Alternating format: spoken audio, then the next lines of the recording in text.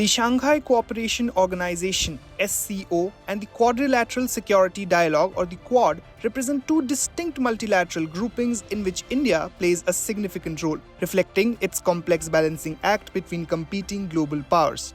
The SCO, led primarily by Russia and China, is often seen as a counterweight to NATO, while the Quad, which includes the US, Japan, Australia and India, is viewed as a coalition aimed at countering China's growing influence in the Indo-Pacific. India joined the SCO in 2017 to engage with its continental neighborhood, particularly focusing on Afghanistan and Central Asia. In contrast, the Quad was revived in 2017 to address India's maritime security needs in the Indo-Pacific. While the SCO emphasizes India's engagement with Afghanistan, where most members accept the Taliban's new government, the Quad maintains a more cautious stance with limited dialogues involving the new regime. Furthermore, India participates in SCO military exercises with both China and Pakistan despite its tensions with these neighbors. While in the Quad, India focuses on joint naval drills that emphasize countering China's assertiveness and cross-border terrorism from Pakistan. Despite these divergent approaches, India manages its involvement in both groupings, aiming to uphold its strategic autonomy. India's participation in the SCO, such as its involvement in counter-terrorism exercises through the Regional Anti-Terrorist Structure or RATS, shows a pragmatic approach to engaging even adversarial countries like Pakistan. Conversely, in the Quad, India aligns more closely with Western powers to uphold a free and open Indo-Pacific, counter China's Belt and Road Initiative, and ensure resilient supply chains. This balancing act reflects India's broader foreign policy of multipolar engagement, maintaining relations with both US-led and China-Russia-led groupings. The emergence of both regionalism and multipolarity, I wrestle with what seems, to me at least, as something of a conundrum of India's simultaneous active membership in both the Quad and the BRICS, and for that matter, the Shanghai Cooperation Organization. We can chew gum and walk at the same time. All right, but can you be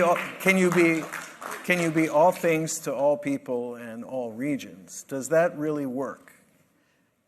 Look, it's not that we are all things to all people. We are ourselves to all people, and the idea that countries must operate in a particular context or a particular structure, that's a very post-45 Cold War-ish idea. Times have moved on.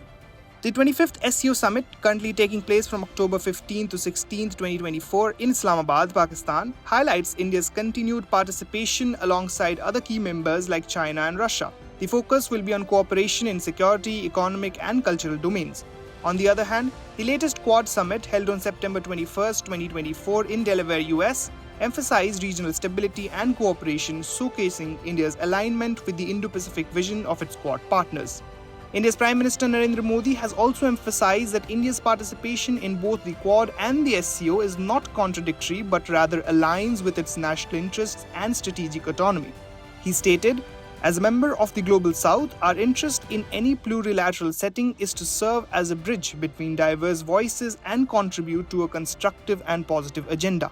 India's strategic maneuvering is rooted in its historical approach of plurilateralism. External Affairs Minister S. Jaishankar's perspective reflects this strategy, emphasizing India's aim to engage with multiple powers simultaneously. India seeks to balance the influence of the US, China, Russia and the EU, promoting a multipolar world where it can maximize its strategic and economic gains. Despite its ties with the Quad, India continues to prioritize its military dependence on Russia, especially for sophisticated equipment like the S-400, while also ensuring Russia does not become entirely reliant on China. However, this tightrope walk poses challenges. The evolving geopolitical dynamics, particularly with China's assertiveness in India's neighborhood through its investments in Pakistan, Sri Lanka and Myanmar, put pressure on India to strengthen the Quad. India's approach to connectivity within the SCO is limited, given its non-participation in China's Belt and Road Initiative and its strained ties with Pakistan. India's involvement in military exercises like Russia's Vostok drill, despite Western criticism, underscores its determination to maintain ties with Moscow for strategic balance. India's balancing act faces an uncertain future as tensions between the US, China, Russia axis increase. Whether India can sustain this strategy depends on multiple factors, including China's policies towards India and Russia's performance in conflicts like Ukraine. If China's influence continues to encircle India, particularly in strategic locations like Sri Lanka, New Delhi may have to lean more heavily on the Quad, even if it means distancing itself from the SCO's objectives. Bureau Report, India Today Global.